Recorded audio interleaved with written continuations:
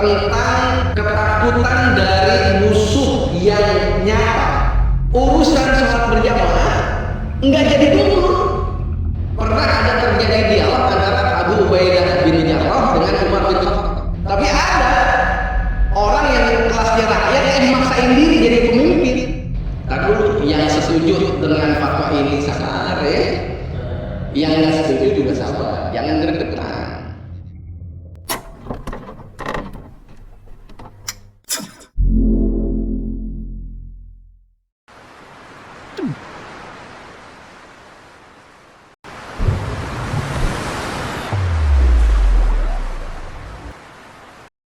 حي على الفلاح.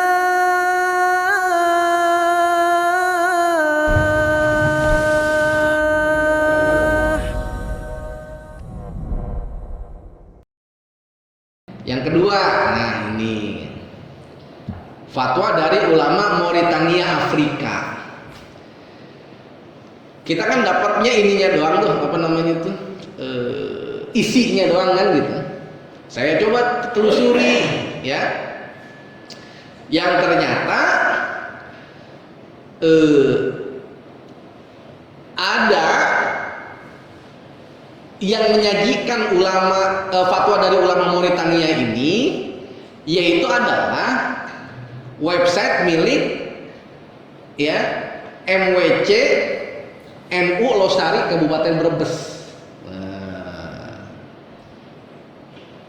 Dengan adanya ini, setidaknya memang bisa membuktikan bahwa fatwa dari ulama Mauritania ini betul-betul ada gitu. Jadi bukan istilahnya sekedar apa namanya itu buat-buatan si pengirim awal fatwa ini, tapi ternyata ada sumber yang bisa kita telusuri. Yang saya dapatkan adalah ini sumbernya, ya. Nah, kemudian apa isinya? Seperti yang antum sudah dapatkan, ya. Jadi Syekh Ahmad Al-Quri dari Mauritania, ya, pernah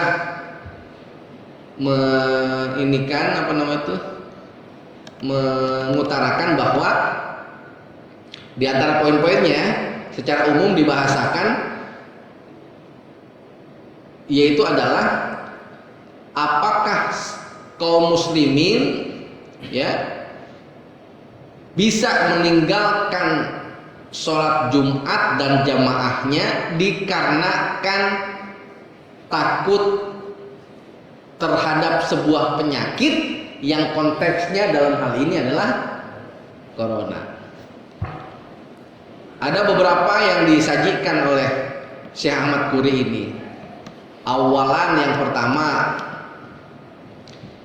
secara bebas diartikan kewajiban sholat berjamaah dan sholat Jumat tidak gugur dalam kondisi perang militer yang sangat mencekam. Jadi begini, menurut Syekh Ahmad Quri ini, bahasa Arabnya adalah fil khauf minal adu al muhaqqiqi indal qitali fi sabilillahi lam tasqutul jamaah fa kaifa tasqutu bisababil khauf al matuhimi minal marad, ya. Kata Syekh Ahmad Al-Quri adalah tentang ketakutan dari musuh yang nyata. Maksudnya musuh yang benar-benar ada ketika keadaan perang di jalan Allah. Lam tasqutul jamaah, nggak bisa menggugurkan sholat berjamaah. Fa kaifa tasqutu bisababil khaufil al muthimi minal marad, maka gimana mungkin kita bisa memutuskan atau menggugurkan berjamaah dikarenakan takut terhadap sebuah penyakit yang mencekam, yang nggak nampak. Jadi begini, kondisi perang, kita kan ada musuh, ya kan? Musuh kan mengancam kita. Itu kan musuh ada nampak jelas di hadapan kita. Tapi dalam keadaan yang begitu saja, urusan sholat berjamaah nggak jadi gugur. Makanya disyariatkan apa yang disebut dengan sholat khauf. Yang dikerjakannya apa? Gimana caranya? Hah? Berjamaah, tapi dalam ya tata cara tersendiri. Dilaksananya berjamaah apa sendirian? Berjamaah, tapi tata caranya tersendiri. Yang artinya jamaahnya gugur nggak? Padahal apa namanya itu hal yang mengancamnya nyata kan di depan kan? Dalam bentuk apa? Musuh yang bersenjata lengkap mengancam nyawa kita, ya kan? Bisa menghadirkan kematian buat kita, ya kan? Karena dia istilahnya mengincar kita dan memang hendak membunuh kita, musuh tersebut. Nyata musuhnya, ada tentaranya, ada senjatanya, ada kendaraan-kendaraan tempurnya dan lain sebagainya. Tapi dengan kondisi yang nyata begitu aja, jamaah, sholat berjamaah jadi gugur dikarenakan itu. Apalagi dikarenakan sesuatu hal ancaman yang istilahnya memang enggak nyata di hadapan kita. Gitu. Menurut bukan menurut saya ya, tapi menurut Syekh Al-Quri ini. Ini pola pandang beliau.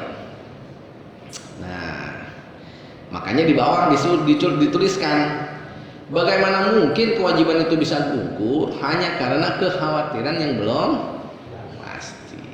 Menurut Syekh Quri. Tar dulu, yang setuju dengan fatwa ini sabar ya. Yang nggak setuju juga sabar, jangan gregetan ya. Ntar inti dari apa yang saya sampaikan adalah nanti di akhir. Ini nggak saya sebutin semuanya dari Syekh Quri ini ya. Yang lain lagi nunggu juga di fatwa yang lain. 2 aja deh ya. Nah, yang kedua, di sini diartikan secara bebas, yaitu adalah virus ini datang karena kemaksiatan hambanya. Maka solusinya adalah tobat, sholat, istighfar, bukan sebaliknya malah meninggalkan sholat Jumat dan sholat berjamaah. Jadi maksudnya apapun itu bentuknya yang disebut bencana, kalau dalam bentuk nyata, gempa bumi dan sebagainya, atau yang disebut dengan wabah, kalau bentuknya adalah penyakit, maksud Syekh Quri ini adalah bisa jadi itu memang cara Allah ngingetin kita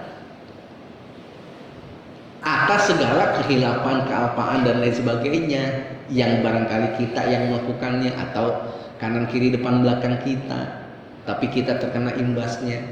Nah, maka solusinya ya memang kita mohon ampun dalam bentuk taubat dan lain sebagainya kepada Allah, juga lebih mendekatkan diri kepada Allah. Cara mendekatkan diri kepada Allah diantaranya adalah dengan melaksanakan salat, gitu ya.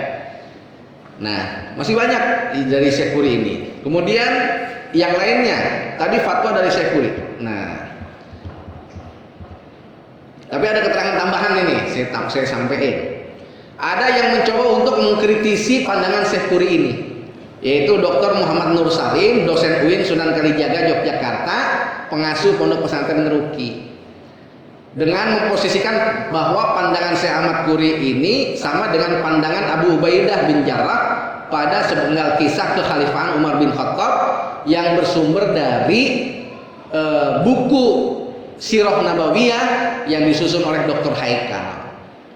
Ya, alhamdulillah dulu di pesantren ketika mempelajari tentang tarikh Islam, sejarah Islam, Allah yarham guru kita Ustadz Dr. Andes Haji Muhammad Fauzi Nur Wahid memperkenalkan kami dengan kitab-kitab sejarah yang salah satunya adalah yang ditulis oleh Dr. Haikal ini. Dua beliau memperkenalkan kepada kami, kitab sejarah Dr. Haikal dan satu Profesor Dr. Ahmad Syalabi, ya, sejarah kebudayaan Islam. Nah, di Haikal ini yang ada sekitar 6 jilid, ya, itu ada dijelaskan kehidupan, sejarah kehidupan dari Umar ibn Khattab, Khulafaur Rasyidun, dari Abu Bakar, Umar, Utsman, Ali. Nah, di kehidupan Umar itu dicatat di dalam kitab Haikal tersebut, buku Haikal tersebut, yaitu adalah pernah ada terjadi dialog antara Abu Ubaidah bin Jarrah dengan Umar bin Khattab terkait dengan ketika mewabah penyakit, yaitu petikannya Abu Ubaidah pernah berkata kepada Umar, apakah engkau lari dari takdir? Kata Umar, ya, saya lari dari takdir Allah yang satu menuju kepada takdir yang lain. Lebih lanjut, Amirul Mukminin itu memberi misal, jika ada dua lembah, yang satu lembah rumputnya hijau, subur, yang satu rumputnya kering, maka jika Anda mengembalakan unta di lembah yang berumput kering, itu adalah takdir. Kemudian jika berpindah ke lembah yang berumputnya hijau, itu juga takdir. Maksudnya begini, kalau ada dua pilihan, ya kan, baik buruk, kan begitu. Ketika kita menuju ke pilihan yang buruk dikarenakan khilaf, keliru, salah, kemudian kurang cermat dan lain sebagainya, memang itu takdir. Tapi juga kan sebenarnya kita mampu untuk beralih ke pilihan yang baik. Kalau kita istilahnya berada di lembah yang kering, mengembalakan gembalaan kita, memang itu takdir Allah. Allah yang memperjalankan kita, kan gitu, ke lembah yang kering itu. Tapi di sebelah kan ada lembah yang subur. Kemudian ketika kita berpindah ke lembah yang subur, itu juga takdir Allah. Maksudnya begini, Abu Ubaidah itu mungkin dikategorikan oleh Umar adalah ente yang ke lembah yang kering itu, kalau aneh mah ke yang subur, gitu maksudnya. Ya. Nah, dalam bukunya ini Haikal menjelaskan tentang Al-Faruq Umar, menulis satu bab khusus berjudul Kelaparan dan Wabah, karena dengan tebal 867 halaman ini cukup detail menggambarkan pribadi Umar bin Khattab, termasuk dalamnya saat paling krusial, yaitu dalam kepemimpinannya, yaitu ketika terjadi wabah yang membunuh tidak kurang dari 25.000 penduduk hanya dalam 1 bulan. Tuh, ini udah berapa bulan gitu ya? Setengah bulan deh ya. Di Jakarta, kalau yang 200 sekian itu Jakarta saja atau secara nasional Indonesia yang sudah meninggal? Nasional ya? Oke. Ya, kalau ini 25.000 sebulan, tinggal lihat aja ntar gitu. Ya mudah-mudahan sih enggak, kan gitu ya. Mudah-mudahan enggak, mudah-mudahan cukup segitu. Gitu, apa 200-an aja. Nah, ya. Kemudian saat itu Umar bin Khattab bermaksud mengunjungi Syam untuk mengurus segala sesuatu terkait dengan daerah yang baru saja dibebaskan. Akan tetapi ketika baru sampai di Sar dekat Tabuk, rombongan Amirul Mukminin diberitahu bahwa di Syam sedang terjadi wabah. Setelah bermusyawarah dengan beberapa sahabat, Umar memutuskan untuk kembali ke Madinah. Nah, Umar nggak jadi ke Syam. Nah, adapun Abu Ubaidah yang menjadi panglima perang pada saat itu bersikukuh untuk tetap tinggal di Syam. Jadi setelah Abu Ubaidah dan pasukannya perang dulu, ya, sama musuh yang ada di Syam, Allah takdirin menang, gitu.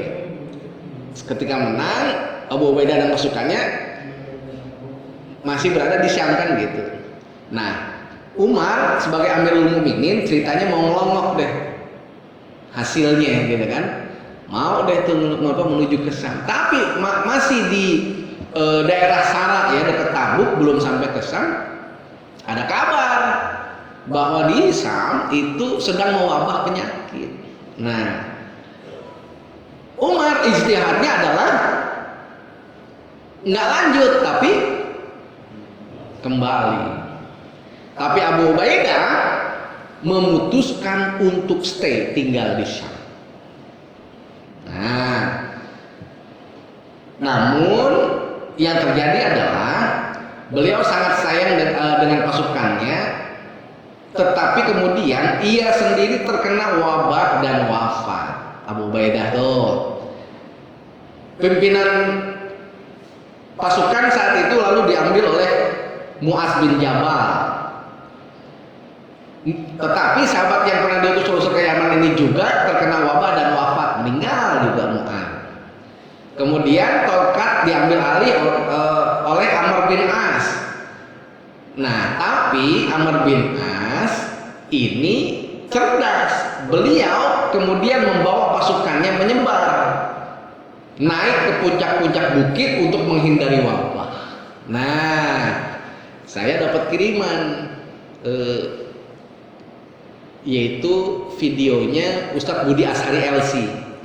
Ustadz Budi Ashari ini memang ulama pakar sejarah Islam, ngebahas tentang Amr bin As ini, kaitannya dengan wabah ini.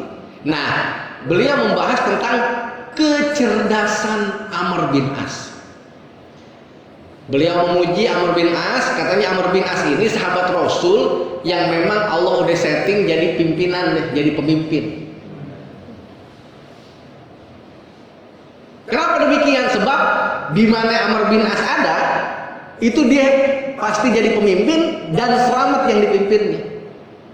Sukses. Nah, Ustadz Budi Ashari kemudian menyatakan, ya, memang di antara makhluk Allah ada yang Allah ciptakan berkelas-kelas sejak dilahirkan. Amr bin As termasuk memang manusia yang Allah ciptain uratnya urat pemimpin, kelasnya kelas pimpinan, makanya layak untuk dijadikan seorang pemimpin. Tapi kata Ustadz Budi Ashari, tapi ada orang yang kelasnya rakyat maksain diri jadi pemimpin. Katanya begitu. Ya udah, yang dipimpinnya jadi amburadul kan begitu. Nah, nggak tahu udah maksudnya kemana itu kan. Jadi kelasnya rakyat maksain jadi pemimpin gitu. Ya udah. Nah, yang ketawa Anda pikir paham deh, insya Allah di kemana itu ini ya. Gitu. Sebab Anda juga pas dapat itu ketawa, insya Allah paham ya. Nah, kemudian sejumlah sahabat wafat terkena wabah amwas. Nah, selain kedua panglima di atas, ada lagi Yazid bin Abi Sufyan juga tewas, Haris bin Hisham juga tewas, Suhail bin Amr juga tewas, Utbah bin Suhail juga wafat. Bahkan 40 anak Khalid bin Walid yang merupakan panglima perang Rasulullah SAW ketika Rasulullah masih ada, ya, ini juga semuanya wafat karena wabah tersebut. 10 anggota keluarga Haris bin Hisham yang dibawa dari Madinah hanya tersisa tinggal 4. Wabah itu tidak mengenal korban mukmin maupun kafir sama saja. Jika mereka berada pada posisi rentan, korban makan akan terkena juga. Tidak peduli sedang di tempat ibadah atau tempat maksiat. Nah, Dr. Muhammad Nur Salim ini menyebutkan logika Syekh Al-Qurri sama persis dengan yang disampaikan oleh Abu Ubaidah bin Jarrah gitu. Ya. Menurut sahabat kenamaan ini, wabah amwas penyebar akibat dari perilaku kaum muslimin yang melanggar syariat. Nah, jadi begitu. Ada yang berpendapat demikian, ya. Kemudian fatwa lainnya apa? Fatwa lainnya adalah fatwa ulama Al-Azhar Kairo Mesir, yang semakna dengan ulama Arab Saudi lah, ya, gitu. Fatwa kebolehan untuk tidak menyelenggarakan sholat Jumat dan sholat jamaah ini didasarkan pada kepentingan dan kemaslahatan bersama, tentunya dalam rangka mencegah penularan virus corona dan sebagainya. Dokumennya saya ada, nanti saya coba berikan ke pengurus ya tentang hal tersebut. Nah, kemudian selain fatwa dari Mesir, ada juga yang terakhir saya coba sajikan. Nah, ini kondisi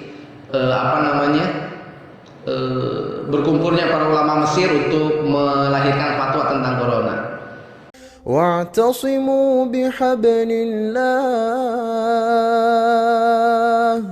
واعتصموا بحبل الله جميعا ولا تفرقوا